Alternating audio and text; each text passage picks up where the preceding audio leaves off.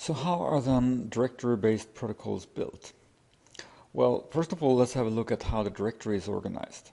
And the simplest way to organize a directory, and also maybe the most common one, is to have the fully mapped directory. The fully mapped directory has a full knowledge about who has a copy of the system. And the idea here is that for each memory block, you have a directory which has a bit vector with presence bits. And you have one bit per processor or per core that can have a copy, and then a dirty bit that sort of tells if this memory copy is up to date or not. So, assuming we have k nodes or k cores that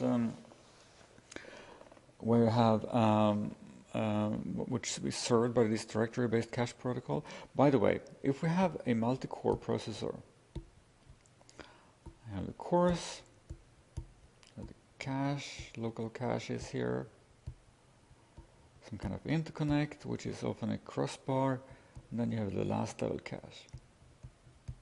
So in a multi-core processor, the directory would then, assuming that this is a general interconnect, the directory would reside here in the last level cache. So whatever I say that applies to memory here applies to the last level cache on a multi-core processor where you have directory-based cache coherence.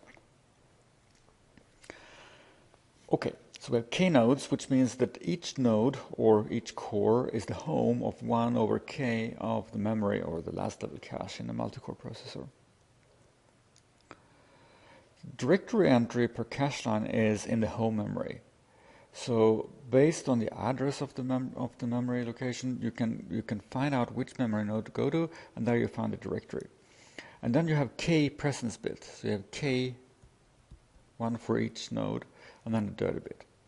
And then all the requests are first sent to the home node to make this work.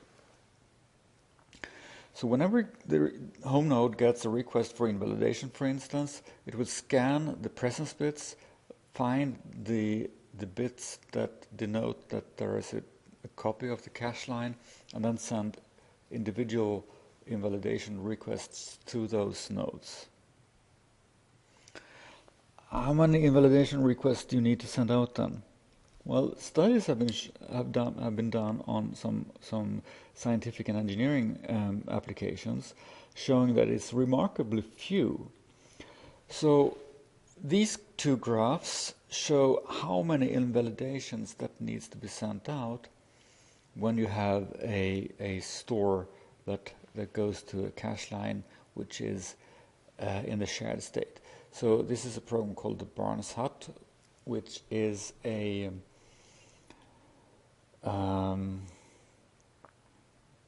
particle sort of simulation program, and this is Radiosity, which is an image processing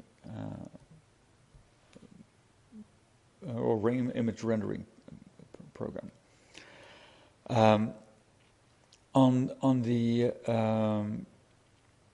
y-axis here, or x-axis, you have the number of invalidations sent out on a store, ranging from 0, 1, 2, 3, and then up to 63, because this is a 64-core system. And on the y-axis, you have percentage of the total number of invalidations. And you'll see here that for Barnes Hut, the overwhelmingly big number of invalidations are just 1. Same goes for Radiosity.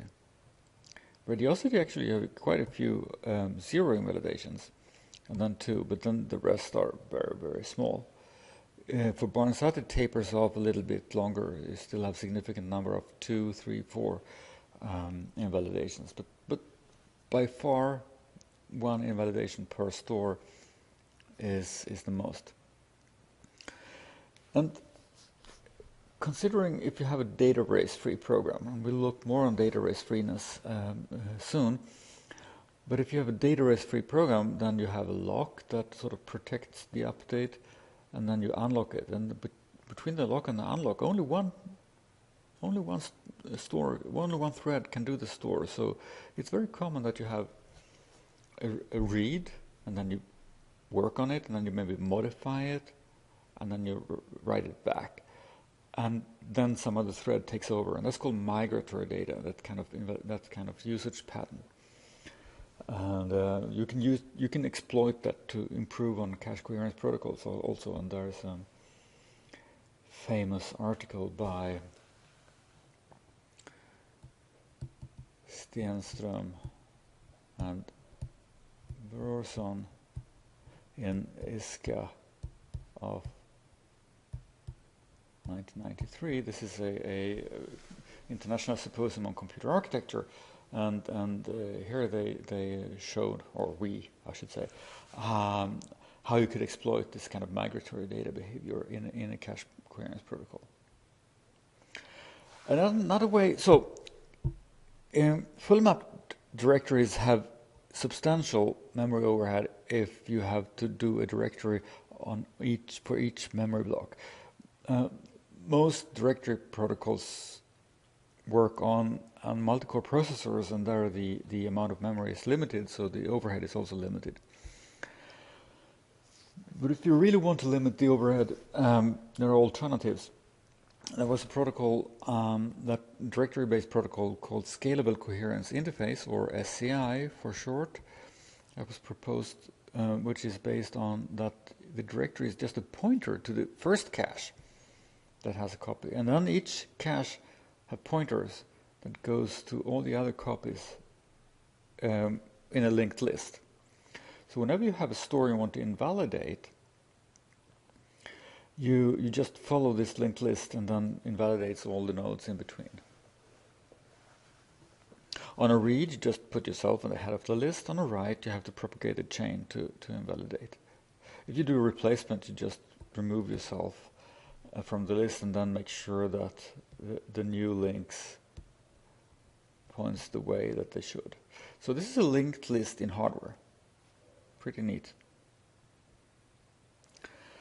Other ways of reducing the memory overhead is to use sort of a limited pointer directory. So you limit the directory space, and when you have, and one way to do this is to say that, okay, we limit ourselves to two copies. This is a common case, that you have only 2 copies. And then you can provide information, full information that of 2 copies, so that you tell, okay, have pointers instead of bit vectors. So okay, I'll tell this is a sharer and this is a sharer. We know that these 2 shares. Let's say you have a third processor that wants to share here. What can you do? Well, you can switch to broadcast protocol, which is not very good option. You can switch to and you can replace one of the sharers. So if P11 decides that it wants the data, you can select P9 or P7 and replace one of them, and then let's say P9, and then let's have that copy go to P11. Or you can go to coarse vector scheme, which was implemented in one of the SGI computers, which means that instead of having a full directory protocol, you go to coarse bit vector and let one bit represent a group of cores, in this case 2 cores. So when you send invalidations, you send to both of these to invalidate. So to conclude on cache coherence, we need cache coherence to implement shared memory models. There may be some subtle issues that arise in the memory model because of cache coherence, and we'll look at those things next. And some people say that implementing cache coherence is fun. It's certainly a lot of attention to detail, and there are many interesting ways where things can go wrong.